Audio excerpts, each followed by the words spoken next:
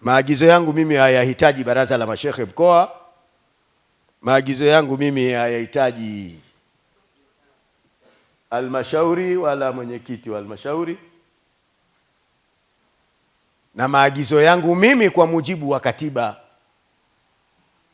yanatakiwa yatekelezwe na ngazi yoyote kwa mujibu wa katiba ya baraza. Ninakuagiza sasa katibu.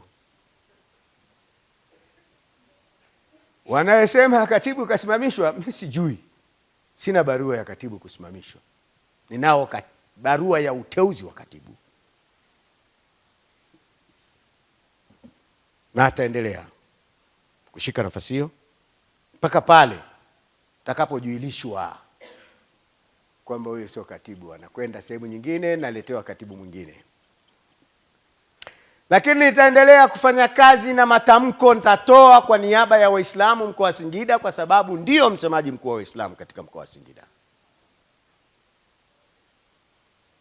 Mpaka sasa hakuna mwingine, ni mimi.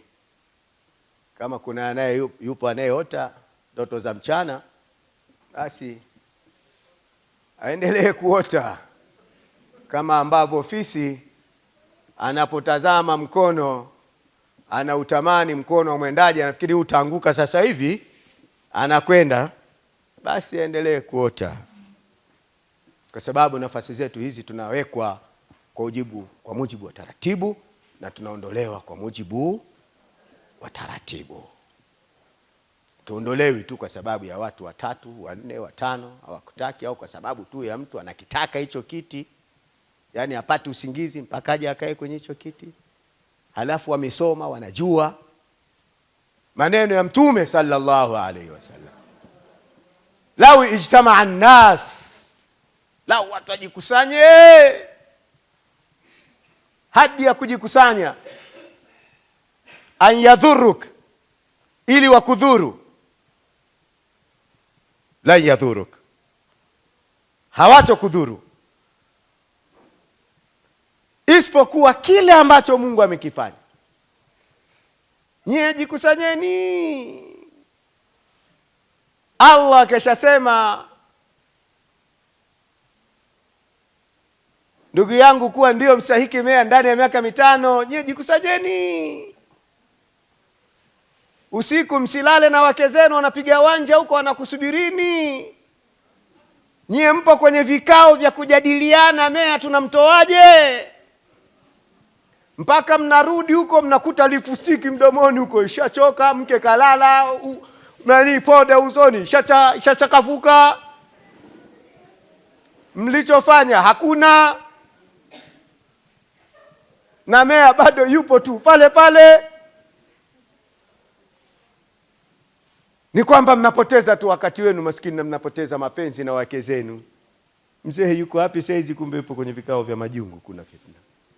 Na haya wanayofanya ni watu wenye kujua, ni watu wenye kusoma. Sasa katibu, ninakuagiza bwana, kwa kuwa ndo katibu sasa, hawa wape barua ya Ijumaa moja miongoni mwa Ijumaa misikiti hii iliyokuweko ndani ya manispaa yetu hii, na ikiwa wao wataweza kutembea mkoa mzima, basi wapewe barua maimamu wa mkoa mzima, Ijumaa moja wahakikishe jai wanachangiwa, bila kujali. Maana kuna misikiti mingine ukienda, tuna ujenzi,